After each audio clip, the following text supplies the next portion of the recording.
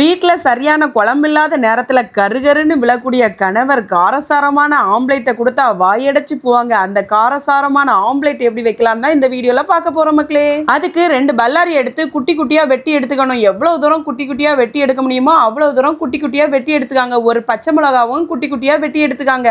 ஒரு பாத்திரத்துல 3 முட்டையோ 2 முட்டையோ உடைச்சு ஊத்திக்காங்க. கணவரோட அளவுக்கு ஏத்த மாதிரி ஊத்திக்காங்க. நான் 3 முட்டையை உடைச்சு ஊத்திக்கிட்டேன். ஒரு பச்சை மிளகாவை சேர்த்துக்கிட்டேன். 2 பல்லாரி நறுக்கி வச்சிருக்கோம்ல, அதுல கொஞ்சோல பல்லாரி எடுத்து சேர்த்துக்காங்க. கொஞ்சோல மஞ்சப்பொடி, கொஞ்சோல நல்ல மிளகு பொடி, தேவையான உப்பு போட்டு ஆம்லேட்டுக்கு கலக்கிற மாதிரி கலக்கி வச்சுக்காங்க. ஒரு சாஸ் பேன் எடுத்துக்காங்க. சாஸ் பேன் இல்லாதவங்க ஒரு அகண்ட பாத்திரத்தை எடுத்துக்காங்க மக்களே. அதுல 2 ஸ்பூன் எண்ணெய் ஊத்திக்காங்க. இடிச்ச வெள்ளை பூண்டு கருவேப்பிலை போட்டு நல்லா வதக்கிக்காங்க. அதுக்கப்புறமா பல்லாரி மீதி இருக்குல்ல, அதையும் போட்டு நல்லா பொன்னிறமா வதக்கி எடுத்துக்கணும். பல்லாரி நல்லா வதங்கின அப்புறமா வத்தல் பொடி, மல்லிப்பொடி, மஞ்சள் பொடி, மட்டன் மசாலாவும் உப்பும் போட்டு மசாலா கரியாம நல்லா வதக்கி விட்டுக்கணும். அதுக்கப்புறமா ஆம்லேட்டுக்கு நம்ம கலக்கி வச்சிருப்போம்ல, அதை மேல் வாக்குல அப்படி ஊத்தி கலக்காம 5 நிமிஷம் குறைச்சி வச்சு மூடி போட்டு வேக வச்சப்புறமா மாத்தி மாத்தி போட்டு பொரிச்சு எடுத்தீங்கன்னா ஆம்லேட் சூப்பரா இருக்கும் மக்களே. கண்டிப்பா ட்ரை பண்ணி பாருங்க.